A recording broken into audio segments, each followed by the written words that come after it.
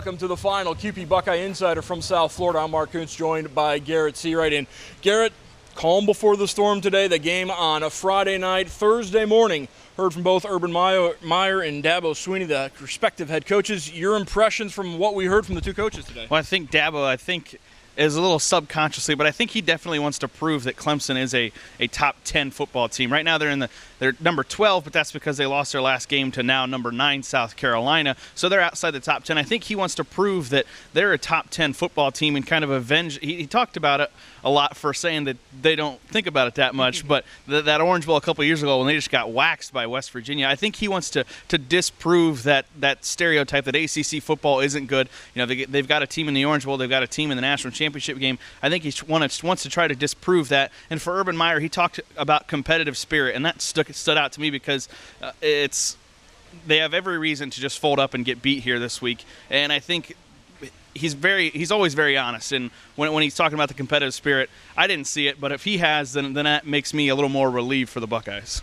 You talk about how these are two very similar teams. The ACC looking for respect, Big Ten still looking for respect as well. Certainly a better showing on New Year's Day, going 2-2, a big win for Michigan State as the Spartans knocked off Stanford in the Rose Bowl. As Ohio State gets ready for this game, you talked about that competitive spirit aspect for the Buckeyes. I think one of the other underrated matchups of this game, we've talked about how both offenses should have an advantage over the two defenses, but you got to look at the coaching matchup. And let's face it, Urban Meyer, when he has extra time to prepare, whether we're talking about a bowl game, a bye week, or the first game of the season, Urban Meyer's record is fantastic in those situations. Well, you're absolutely right. His bowl games, he's lost one bowl game, and it was to Michigan when Lloyd Carr was retiring, so they had a little extra juice for that one. But Clemson is no slouch. They have probably a top 3 offensive coordinator in Chad Morris and a top 5 defensive coordinator in Brent Venables. It's probably a little better competition coaching-wise than he's had to face in the last couple of bowl games for him. All right, we're going to hear from Urban Meyer right now as he gets ready for the Orange Bowl. Highlights from his press conference this morning. The entire press conference will be available online at WOSN.tv. Well, Clemson and Ohio State have great relationships. Their coaching staffs with Chad and with Tom Herman. The two offense coordinators are pretty close. Dabo and I have become very close the last 5 years, and so there's a great relationship. We actually studied together in the off-season offensive football, share very similar approaches to the game and a mutual respect. So this is we're going to go as hard as we possibly can to try to beat each other, but this is a game of mutual respect. So we actually have some cut-ups of them during the season that we'd watch and are real impressed with some of the things they do. Urban, how important is this game maybe for the perception of the program? I mean, Michigan State won yesterday, and now I guess how important is it for the perception of you guys in the Big Ten? And I know it's crazy to look ahead to next year, but like a big win over an out-of-conference team may be able to strengthen the case of a one-loss team. That's looking ahead. But. That's a great question. I think it is big. It's something that that doesn't occupy much of our time. We have to stop bubble screens, Sammy Watkins, and those type of things, but. I did see the end of the Rose Bowl. I found myself pulling for the team in green real hard just because, when I sit in these kind of environments, it just gets thrown at you back and forth. What about this? What about this? And we can't control what's out there. But anytime, a member of your conference does well in a big game like that, I do think that's important because the truth is the upper-level Big Ten teams are excellent football teams. And the conference is getting better. Guys are working extremely hard to close the gap on the SEC. That's the one conference the last few years that has really dominated. So that's a topic of conversation quite often. It's, once again, it doesn't occupy because you can't control that. You can control on performance, was it Saturday or Friday? I guess Friday's game.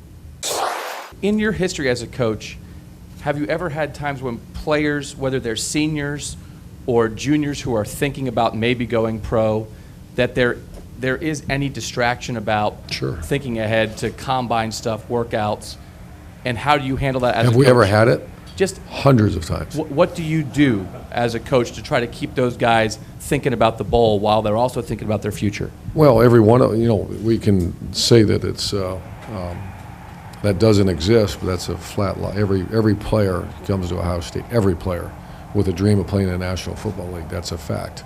We don't hide from that fact. Our players should. If you do a good job recruiting, coaching, developing, an Ohio State football player should play in the NFL. Now, what round? That's all up to how blessed the individual is. But that's, if I see it, if I hear it, I have enough, I've done this long enough that I've had to have conversations with people. And I haven't felt that on this group at all.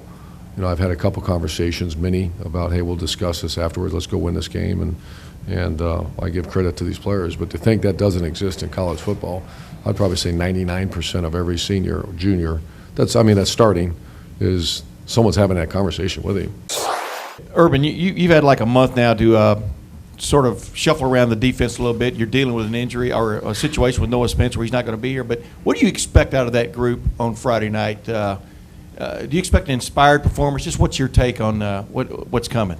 We've practiced really hard. Our pass defense has been a major issue at Ohio State, not anywhere near the standard that we expect. Whenever that happens, you look at personnel, you look at scheme. That's both been evaluated. And then at this time of year, it's just go work as hard as you can. And so we have Tyvis Powell and Von Bell will be starting at positions they've never started before at.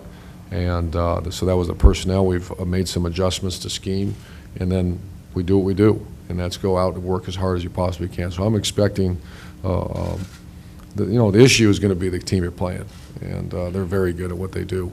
And it's not just covering, but it's getting them on the ground, because they're the skilled positions at Clemson are as good as anybody in America. So I'm anticipating that our guys play very hard. The question I have, down the stretch, Braxton was maybe not as efficient throwing the football perhaps as you would have liked. He only averaged about 130 yards a game. I don't know if you've put a number on what you want to throw for in this game, but that's probably not going to be enough to get the job done. Just what have you done with him, working with him to bring him along so that you guys can make the plays you need to make in this game? Well, Braxton's got to play better, but the guys around him must play better too. And the coaches have to do. Everybody, it's a team effort, and I think everybody understands that. If you closely evaluate those last few games, one was the tour weather conditions, one was a game where we just didn't throw the ball very much because the run game was working so well, and we had to go win the game, obviously. The last game was one that we have to play better, but that's not just, you can't throw. I always try to deflect the praise and deflect blame, especially on the quarterback position, because that's one of the most, if not the most unique position of all the sport. It's completely dependent upon those around you. And so we just been, you're going to get tired of us. Just go out and work your tail off and get better. And, our receivers had a pretty good week of practice too. How have you approached coming off a loss with your players going into this game a little bit differently, something they haven't really dealt with this year?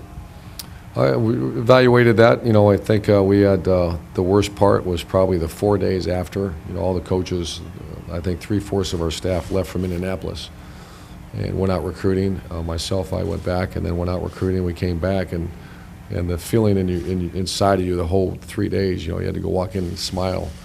And it was the most phony smile you've probably ever seen. And then you get back and you see the players you care about and see the pain on their face. And we had a real emotional meeting. I don't know if emotional is the right word, but just like you would with any type of family members that are going through a hard time. And from that point forward, they've been fine. And obviously the Orange Bowl had a lot to do with that. This is, if not the premier, one of the most premier bowl games in all of college football. So it's been fine. We're over it, and we got to move forward. Just been asked about kind of motivation coming off a tough loss for this bowl game, and there's a similar situation, I think, sort of in 2009, where you guys, if you'd won the SEC championship game, would have gone on to the national championship. You still came out and had a pretty good bowl performance that year. Obviously not the same situation, but is there anything you can kind of take from that experience and apply here with this team? Sure. I went back and I just looked at all the practice schedules and looked at some. I always keep notes, pretty detailed notes of the approach to the game. So much of that is personnel based. Actually, Mike Pouncey was with us last night at practice, and I grabbed him and just kind of chatted with him for a minute. And the ultimate compliment or the ultimate player is the competitive person. We use the term competitive spirit. If there's a competitive spirit, then you're going to go play your heart out. And I would anticipate from everything I've seen with this team, the competitive spirit's there. Now it's just, are we good enough to, at certain spots, to go defeat this team?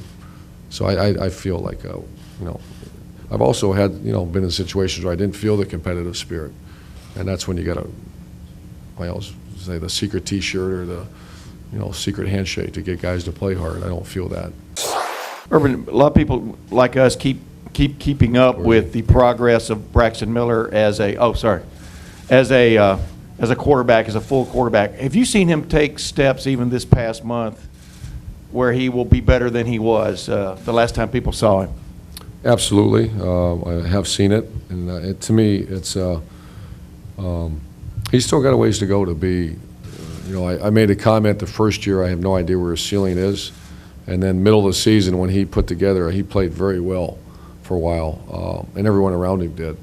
I started to see what Braxton Miller could become as a quarterback, and I can still see that. He's not there yet, but the ceiling's pretty high, and it's a special place not many guys can go because of he's got just incredible ability. Need to take a quick timeout. When we come back on this Kewpee Buckeye Insider from South Florida, we'll hear from Braxton Miller as the Buckeye quarterback gets ready for the Orange Bowl here on WOSN.